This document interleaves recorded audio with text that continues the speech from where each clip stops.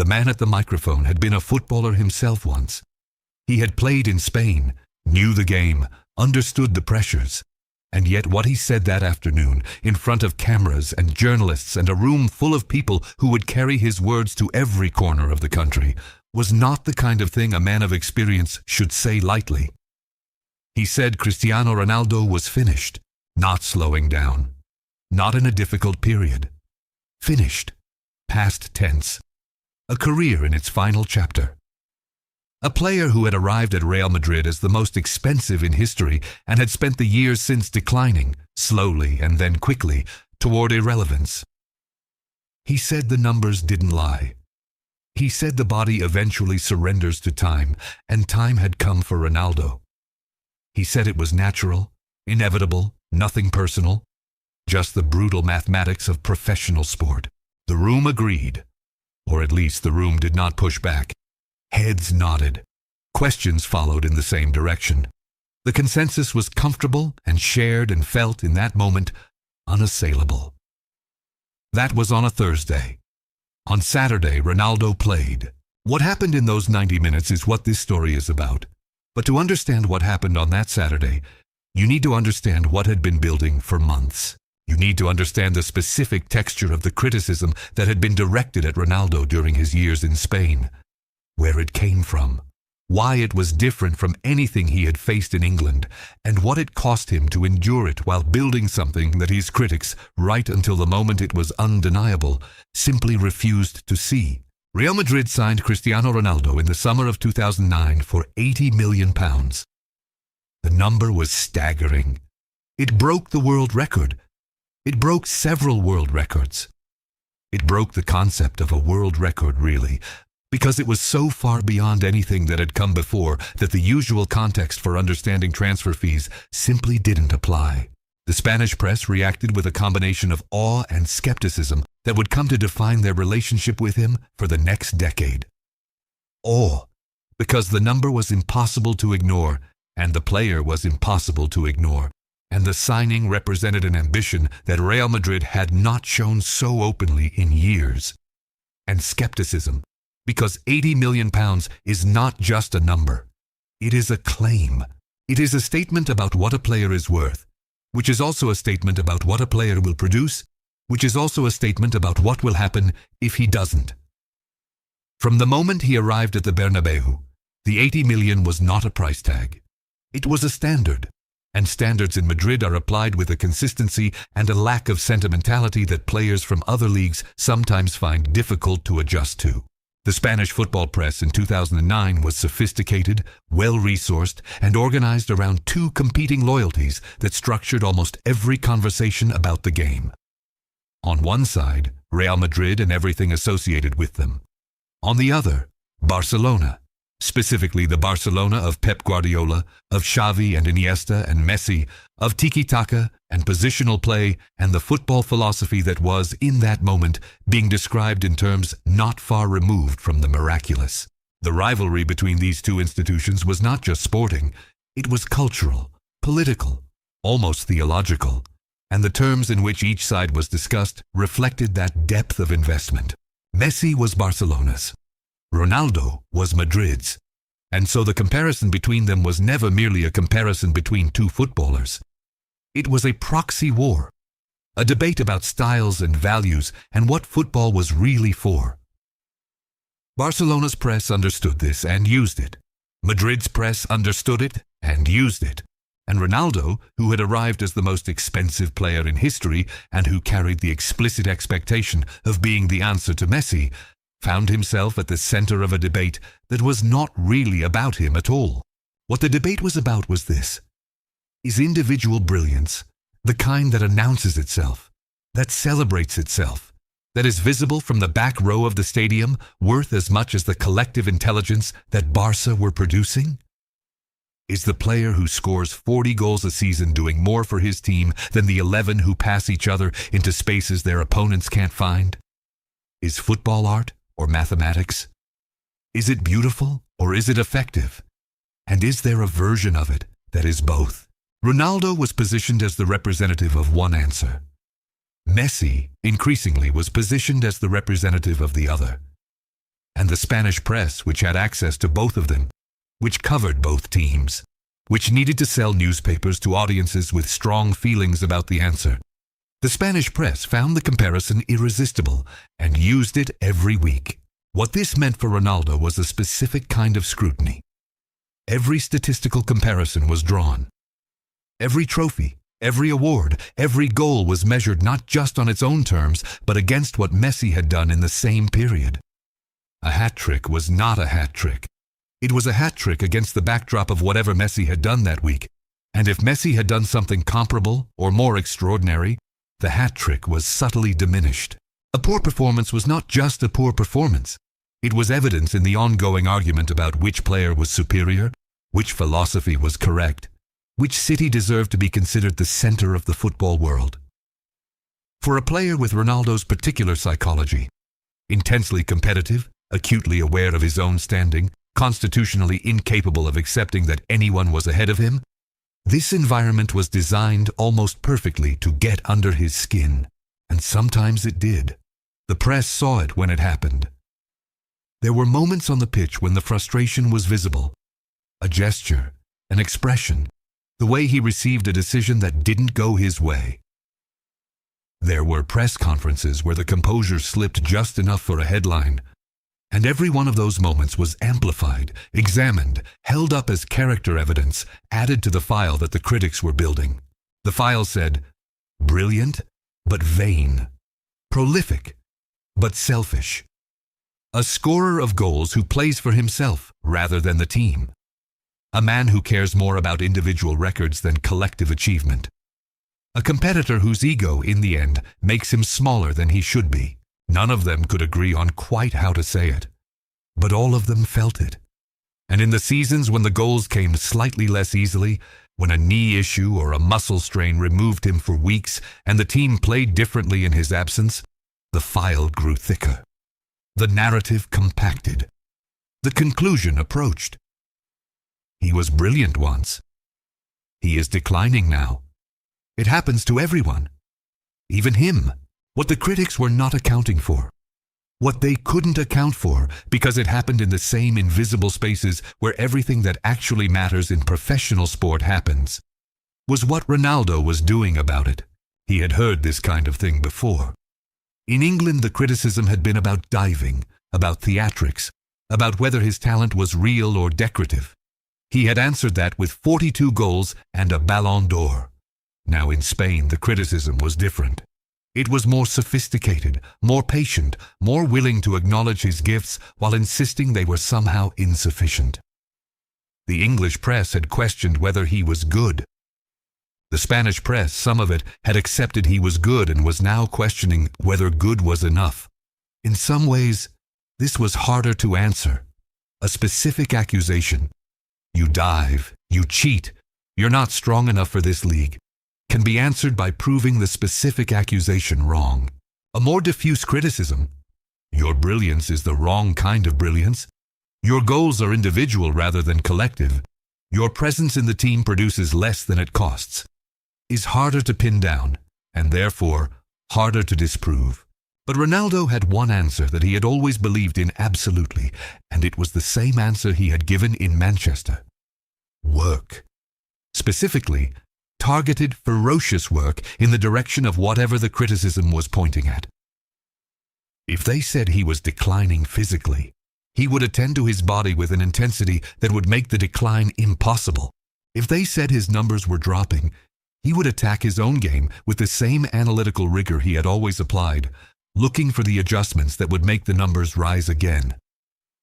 If they said he was a one-dimensional player, a scorer of straightforward goals who couldn't produce the impossible, he would make the impossible happen so often that one-dimensional became literally incorrect.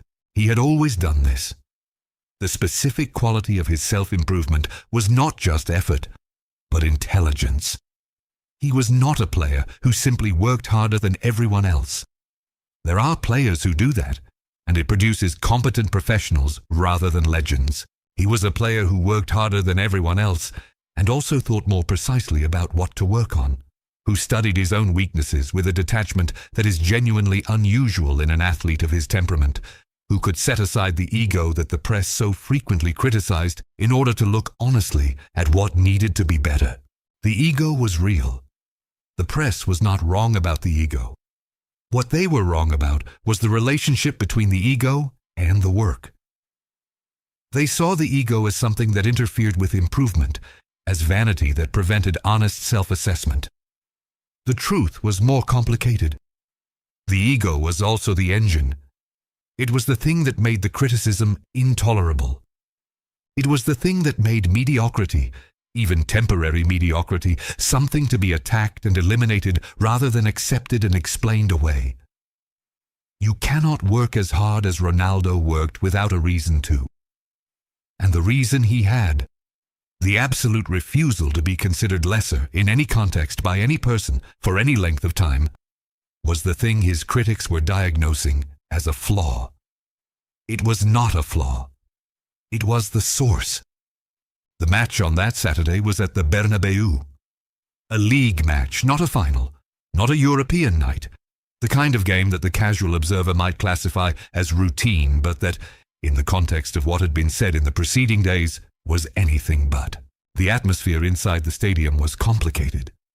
Real Madrid's crowd is not gentle with its own players. The Bernabeu has a tradition of demanding the highest standard from whoever wears the white shirt, and expressing its dissatisfaction with a clarity that leaves no room for misunderstanding. Other stadiums boo opposing players. The Bernabeu is willing to boo its own when it feels they are not delivering what is owed. Ronaldo was not unfamiliar with that sound. He had heard it before, directed at him, in moments when his performance had not met what the crowd considered acceptable. He had never pretended it didn't affect him. He had admitted in interviews that it was difficult, that hearing dissatisfaction from the people whose approval he was playing in front of was harder than the criticism from outside.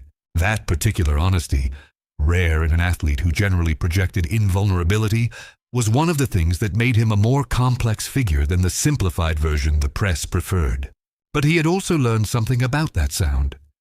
He had learned that the same crowd that could boo could also go silent, and that the silence, the absolute, stadium-wide silence that follows a moment of such overwhelming quality that even hostility cannot maintain itself, was the most powerful response available to him. Silence is harder to produce than noise. Noise is the default. Silence requires something that removes the possibility of noise. It requires a moment so complete, so undeniable, that the emotion it produces in even the most resistant audience is simply incompatible with continuing to make sound. The match kicked off. The early exchanges were tight. The opposing team had prepared carefully, organized defensively, made the spaces small and the angles difficult. This is what teams do at the Bernabeu when they are realistic about their chances. They absorb. They wait. They try to keep the score level long enough for the crowd to become impatient and for the home team to feel the pressure of its own supporters. The plan was working to a degree. Madrid were creating but not converting. The crowd was growing restless. And in the press box, the journalists who had spent the week building the narrative of decline were watching with the particular alertness of people who believe their thesis is about to be confirmed. A flat performance here, a goalless first half, would be exactly what they needed. Ronaldo received the ball wide on the left in the 32nd minute. A defender closed immediately. The angle was tight, the goal was far, and the percentage play, the correct play, the play that any reasonable observer would expect, was to lay it back, recycle possession, wait for a better opportunity. He didn't take the percentage play. What happened next lasted approximately 3 seconds. In those 3 seconds, he shifted the ball onto his right foot, created an angle that shouldn't have been creatable given where the defender was standing, and hit a shot that did something shots are not supposed to do at that velocity, and from that distance, the ball bent. Not gently, not the soft curve that a well-struck effort sometimes produces. It bent sharply, aggressively, as though the air had decided to participate in something extraordinary. It went around the defender, around the goalkeeper's dive, and into the top corner with a precision that made the whole sequence feel less like sport and more like a demonstration. like someone showing you something is possible before proving it. For about 1.5 seconds after the ball hit the net, the Bernabeu was quiet. Not the silence of absence. Not the silence of a stadium between moments. The silence of 40,000 people simultaneously encountering something that their instinct to react hasn't quite caught up with yet. The silence of recalibration. And then the noise came. Not the complicated noise of a crowd that respects a goal but has reservations about the player who scored it. The simple noise. The noise that doesn't contain argument.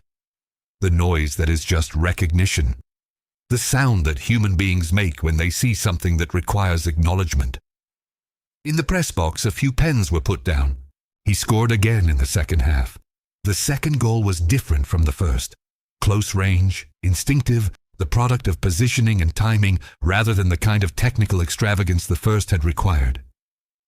But that was the point. That was what made it, in some ways, more significant. The criticism had included the accusation that he was a player of spectacular moments rather than consistent menace. That his goals were highlights rather than the steady accumulation of a player embedded in his team's system. The second goal was an answer to that specific accusation. It was a striker's goal. It was the goal of a man who had studied the space, anticipated the cross, arrived at exactly the right time, and finished without complication. It was the goal of someone in absolute command of the ordinary things as well as the extraordinary ones. After the final whistle, Ronaldo did not speak to the journalists who had built the narrative of his decline. He didn't need to. The score was its own statement. The goals were their own argument. The silence that had taken over the stadium in the moments after each one, that was the rebuttal. That was the response to the man at the microphone who had said finished and meant it and had been heard by everyone. What he did do, in the mixed zone after the match, was say something brief to one of the journalists who covered Real Madrid regularly and who had been present at that Thursday press conference. "I heard," he said. Just that. And then he walked past. 2 words. The journalist understood them completely. There is something specific about the way Cristiano Ronaldo responded to criticism in Spain that is worth examining carefully, because it is different from how most people respond to criticism, and the difference is instructive. Most people, when criticized publicly and unfairly, feel the pull of 2 responses. The first is to argue back, to present evidence, to make the case, to explain why the criticism is wrong and why the person making it is mistaken or dishonest or operating from a compromised position. This feels satisfying in the moment. It is almost always counterproductive. The second is to withdraw, to reduce exposure, to play smaller, to minimize the surface area that criticism can attach to be less visible, less bold, less committed to the ambitious choices that invite high-profile failure. This feels safe. It is also counterproductive because the ambitious choices are where the great moments live, and the great moments are the only actual answer to the criticism. Ronaldo did neither. Or more precisely, he did a version of each that was so disciplined it became something else entirely. He argued back, but not in words. He assembled the evidence silently, in performance, and presented it in a form that was impossible to dismiss and difficult to respond to without conceding the argument entirely. The argument was always the next match. The rebuttal was always the next goal. The case was made on pitches in front of crowds in the language that football uses, which is the only language that ultimately matters in this context. And he didn't withdraw. Not from the bold choices, not from the shots that could be missed as easily as scored, not from the decisions that separated the trying from the doing. But he did withdraw from the noise. He constructed, around the part of himself that was building toward the next performance, a kind of insulation. Not indifference. He felt the criticism. He admitted he felt it. He never pretended otherwise. But he refused to let it redirect his attention away from the thing that would actually address it. This is easier to describe than to do. It requires a quality of mental discipline that very few people develop, because most people are not tested in the specific way that Ronaldo was tested. Most people do not have their competence publicly questioned by experts in front of millions of people on a weekly basis for years in a country that considers football a matter of genuine cultural significance. Most people do not have a rival in the form of Messi, whose every achievement is used as a measure of their own falling short. Most people are not expected in this context to produce 40 or 50 goals a season while also performing in the Champions League, in the Copa del Rey, in the international competitions that never fully stop, while managing the accumulated physical demands of a career that had already been running at maximum intensity for the better part of a decade. Ronaldo did all of it. Not perfectly, no one does anything of this magnitude perfectly, but consistently enough, over long enough, that the consistency itself became the argument.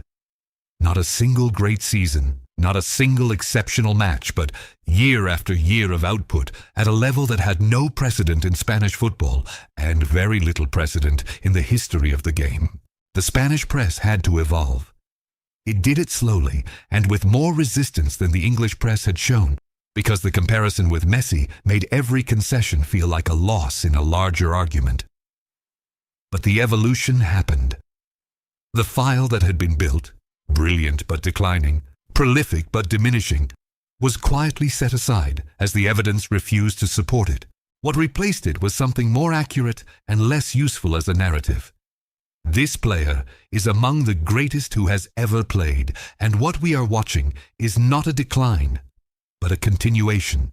Continuations are harder to write about than declines. There is no drama in a man remaining excellent. The arc that critics and commentators prefer, the rise, the peak, the fall, is neater and more satisfying. It has a shape. Ronaldo's career in Spain refused that shape for longer than his critics wanted, and the refusal was its own kind of statement. There were other matches, other moments of silence. A Champions League night at the Bernabeu when the opposition arrived ranked as one of the best teams in Europe and left having been educated in what their best looked like next to his.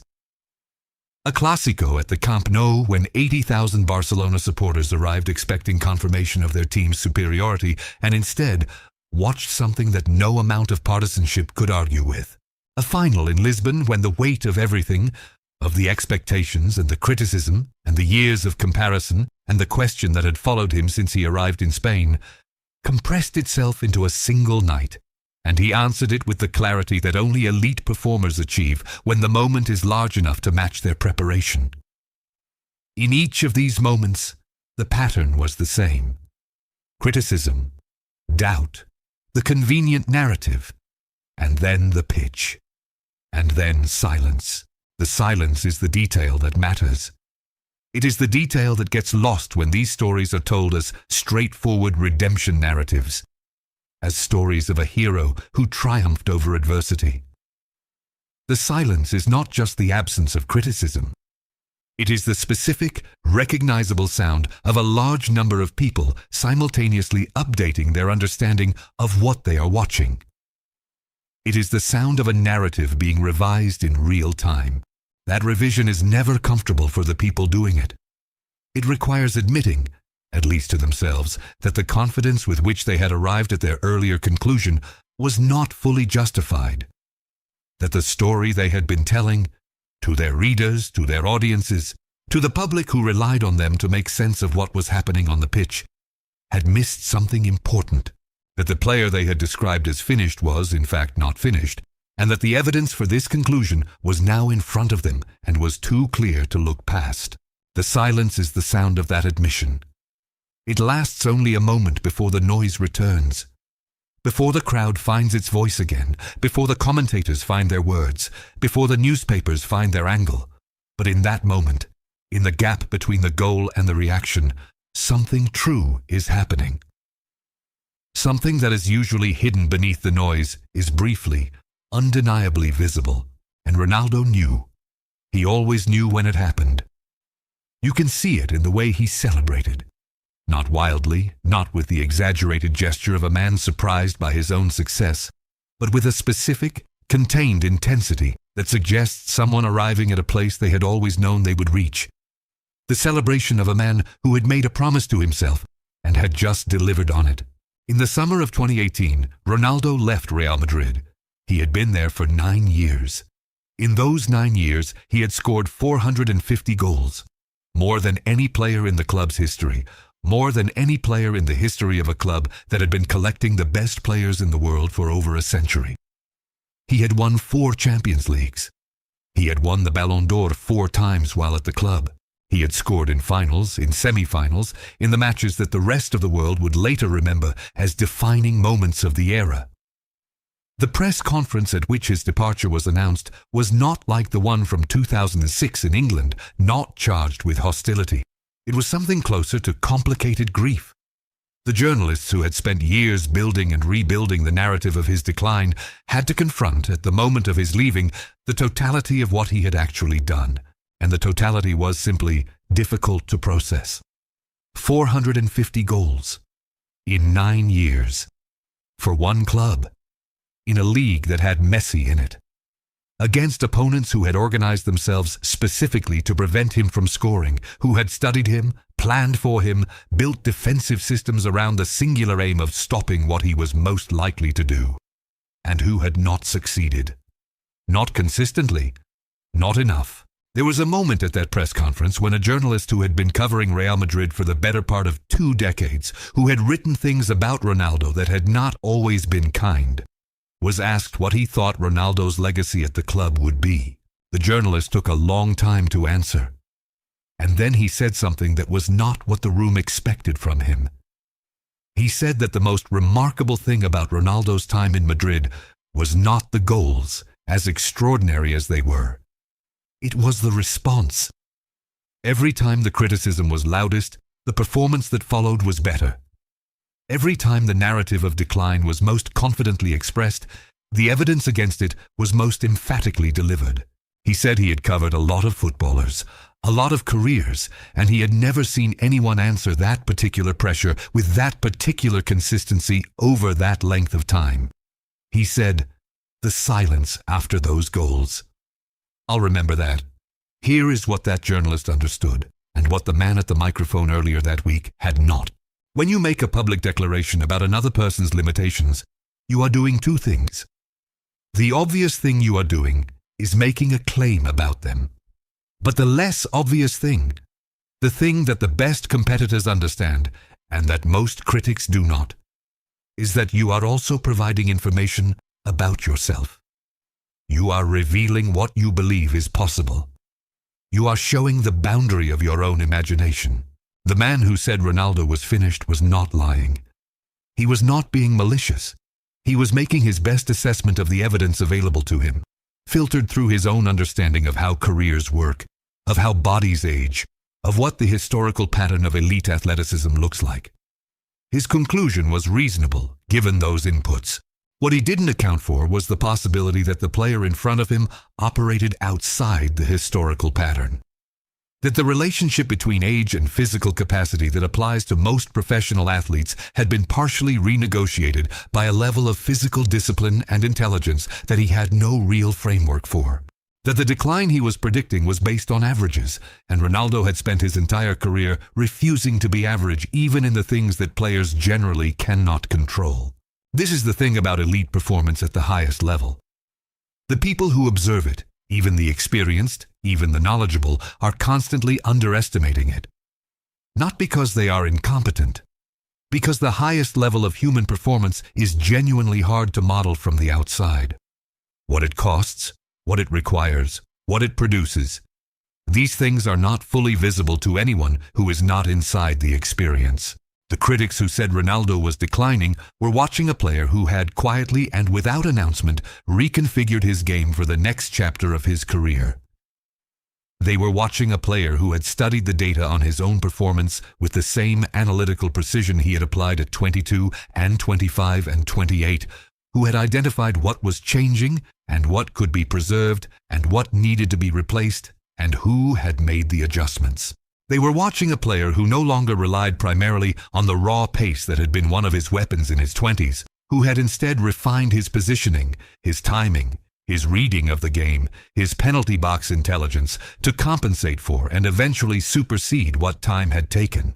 They were watching a player who was getting better in the ways that age allows players to get better, while managing what age takes away with a competence that looked from outside simply like continued excellence. They thought they were watching a decline. They were watching an adaptation. And when the adaptation was complete enough to be visible, when the next match happened and the goals came and the silence fell over the stadium, the distance between what they had predicted and what they were seeing was the measure of everything they hadn't understood. The last thing worth saying about this story is personal. It is about what it means to be the person in Ronaldo's position, to be the subject of the narrative rather than its author.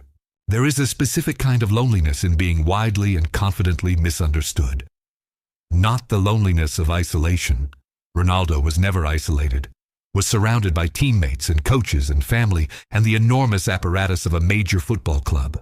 But the loneliness of knowing something about yourself that the people around you, including people who watch you every week, have decided is not true. He knew he was not finished. He knew it in the specific way that only the person doing the work can know.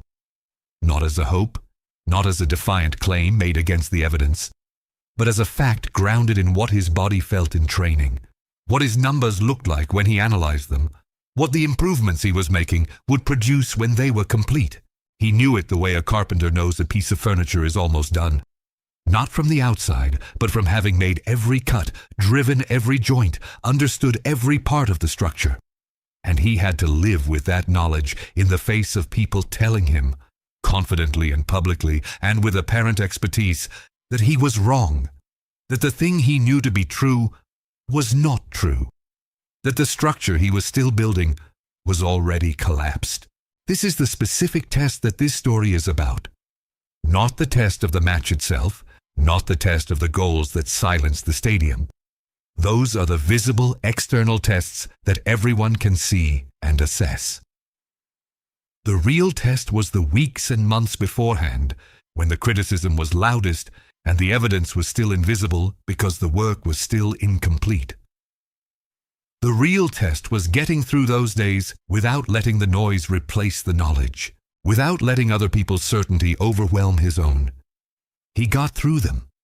Every time, and the pattern, repeated across a decade in Spain, is not just a story about one player. It is a map for anyone who has ever been told by someone who seemed to know that the thing they are building is already over. The map says, you know what you are making. They can only see what you have already made. The gap between those two things is temporary, but while it exists, it is your private knowledge against their public confidence. Hold the knowledge. Do the work. Let the match happen. The silence will come. It always comes.